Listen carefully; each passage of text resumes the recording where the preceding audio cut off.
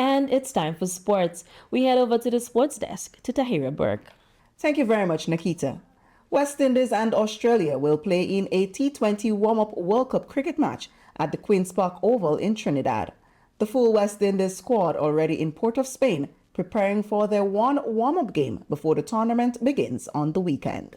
A thumping 3-0 T20 International Series sweep over South Africa propelled West Indies up the ICC Men's T20I team rankings into 4th place ahead of the much-anticipated T20 World Cup.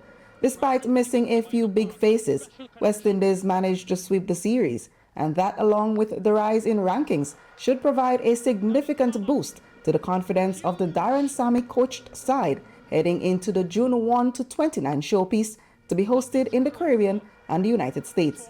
With the series win, West Indies are at the 4th place in the list, led by 2007 champions India, Australia, and defending champions England at the 2nd and 3rd place respectively.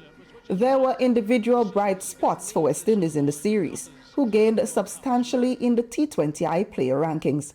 This included stand-in skipper Brandon King, whose 159 runs helped him jump up 5 places in the 8th position in the men's T20I batting rankings.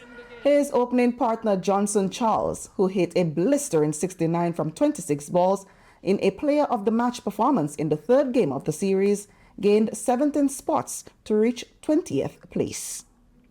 Barbados' Prime Minister Mia Mottley on Wednesday night attended a town hall meeting at Kensington Oval with some of the country's cricket greats in attendance. The refurbished and upgraded Kensington Oval will host some key games in the World Cup T20 tournament, including the final. So that to stand up here before the 1st of June and to see all that has been done is truly, truly a moment of great pride for me as leader of this nation.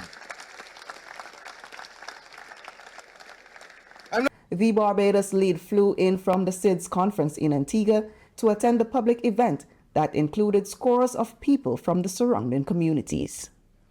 In basketball, Bronny James is keeping his name in the NBA draft with the hopes of joining his father in the league next season.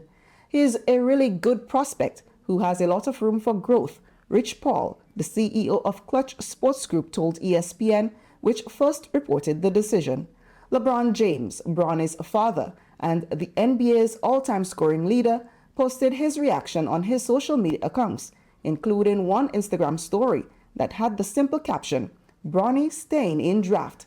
The decision was not unexpected, given that Bronny James had given no sign in recent weeks that he would exercise his option of returning to college and postponing his NBA plans.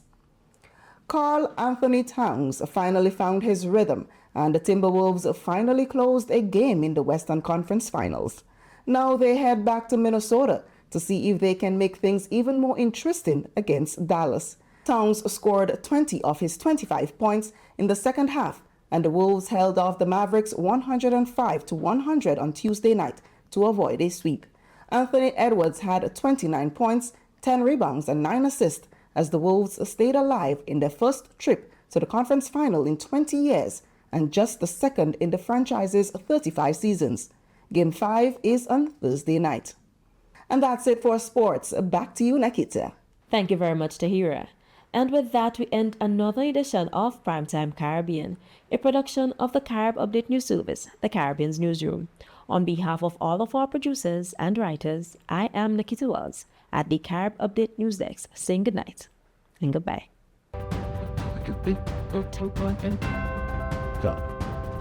Good.